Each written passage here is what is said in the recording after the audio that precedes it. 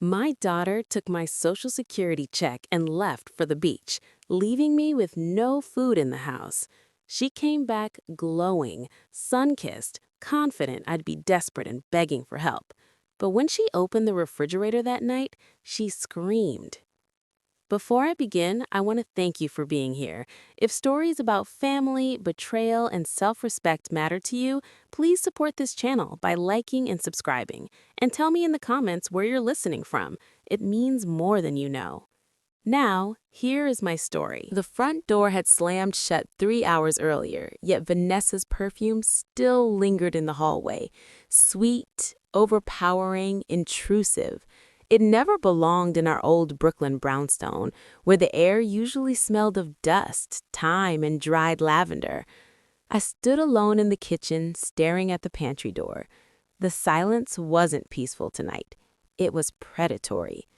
I was hungry. Not dramatically, not tragically, just human hunger, the kind that tightens quietly by evening. I opened the cabinet. Empty.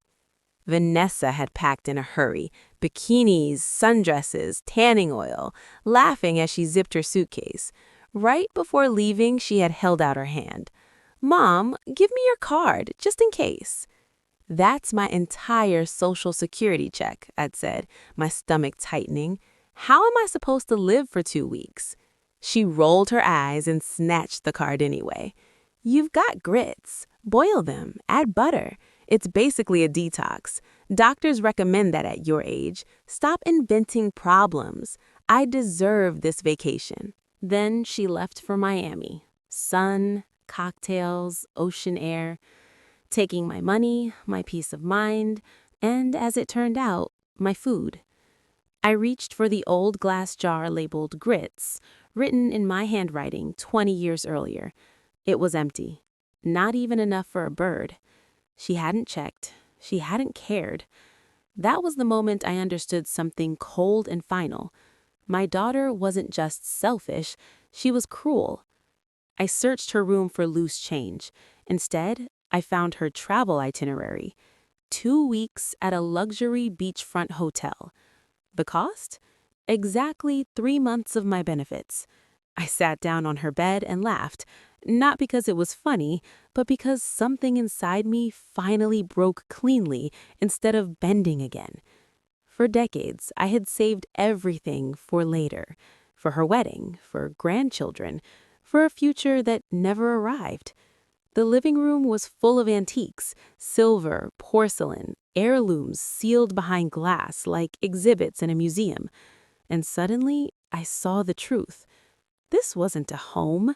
It was a storage unit for Vanessa's inheritance, and I was starving inside it. That night, I found the newspaper ad I'd circled weeks earlier and pretended not to notice.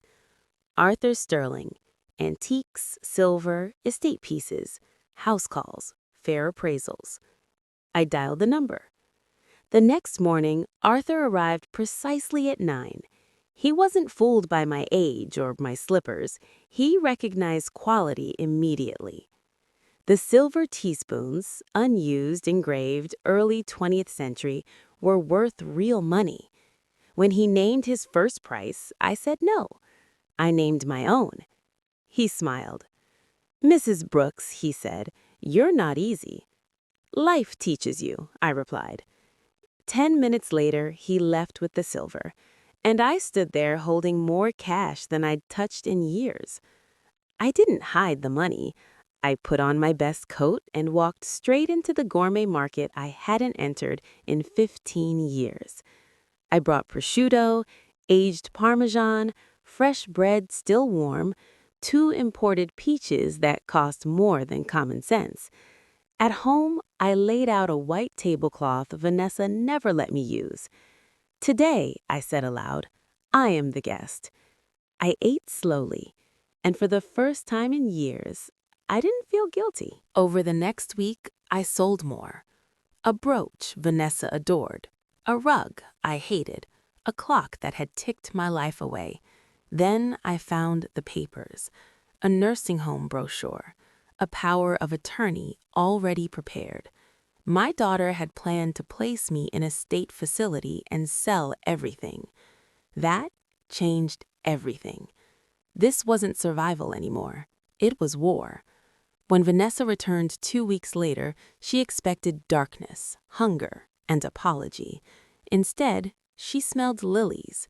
She walked into the kitchen and opened the refrigerator and screamed, caviar, champagne, imported fruit, truffles, cheese, enough luxury to make her inheritance stare back at her in cold silence.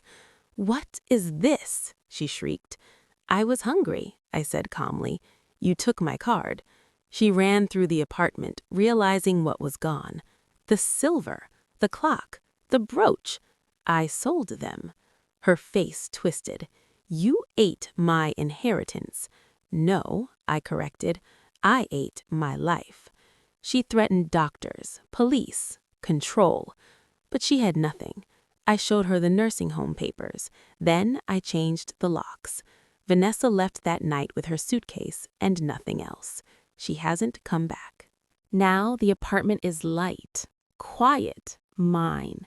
I drink coffee on the balcony. I travel. I eat peaches when I want. And I've learned something I wish I'd known sooner. Sacrifice without limits doesn't make you a good parent.